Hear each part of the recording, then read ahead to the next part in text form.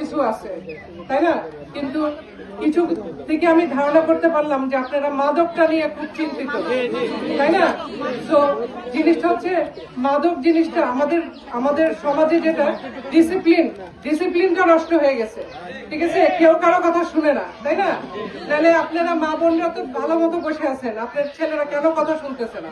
ডিসিপ্লিনটা নষ্ট হয়ে গেছে, তাই না? ওই জিনিসটা আমাদেরকে সমাধান আনতে হবে। প্রথমে সব জায়গাতে ডিসিপ্লিন আনতে হবে, নাহলে সুন্দর সুন্দর অনেক পলিসি থাকতে হবে, কিন্তু যদি আমরা কেউ কারো বিশ্বাস না করি, কেউ যদি একজনের সাথে একজন সহযোগিতা না করি, কোনো কাজই হবে না। তো আমরা অনেক বড় প্ল্যান করতেছি, যেটা আমাদের এখানে মাদক যাইতেই হবে, নাহলে কোনো লাভ হবে না। আমি যতই রাস্তাঘাট করি, আমি যতই যা করি, আমি যখন প্রশিক্ষণ কেন্দ্র করলাম, কিন্তু এখানে ছেলেমেয়েরা যদি পড়াশোনা না করে বসে মাদক খাতে, প্রশিক্ষণ কে নেবে? তো আপনারা সহযোগিতা করবেন। এটার একটা বিয়ে হবে, কারণ আমার নিজের দুই ছেলে, আমি যেভাবে আমার নিজের দুই ছেলেকে দেখি, আমি চাই যে এখানে প্রতিটা ঘরের ছেলে ওরকম ভাবে যেন মানুষ হয়। তো ওইটার জন্য শিক্ষা যা দরকার লাগে, ভালোভাবে হেলদি ভাবে চলতে, খেলার মাঠ, যে কোনো জিনিস দরকার লাগে, আমরা প্রত্যেকটা ইউনিয়নে ঢুকবো এবং আমরা প্রতিটা জায়গায় আমরা পুরো একটা প্ল্যান বানাবো এবং আপনারা ওই প্ল্যানের সাথে সংযুক্ত থাকবেন।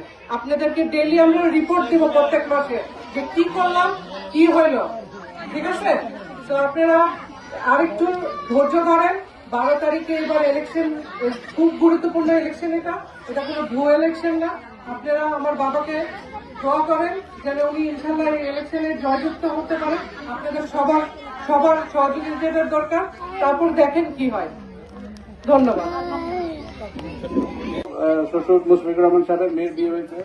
আমি আজ পর্যন্ত যত লোক দেখেছি, ওনার চেয়ে সৎ লোক, ওনার চেয়ে গুণী লোক আমি আর দেখি নাই। অতএব আমি আপনাদেরকে এটুকু বলতে পারি, উনি আগেও আপনাদের এমপি ছিলেন, আজকে 17 বছর অন্য এক সরকার ক্ষমতায় ছিলেন, স্বৈরাচারী সরকার ক্ষমতায় ছিলেন, কোনো কাজ হয় নাই এখানে। আমি আপনাকে এটুকু বলতে পারি যে উনি যদি আবার এখানে এমপি হয়, উনি অবশ্যই আপনাদের জন্য কাজ করবে, এই এলাকার জন্য কাজ করবে। ওনার কথা ছিল না ইলেকশন করার, বাট উনি ইলেকশন করতে আসছেন শুধু আপনাদেরকে ভালোবাসা দেখে, ওনার দেশকে উনি ভালোবাসা দেখে।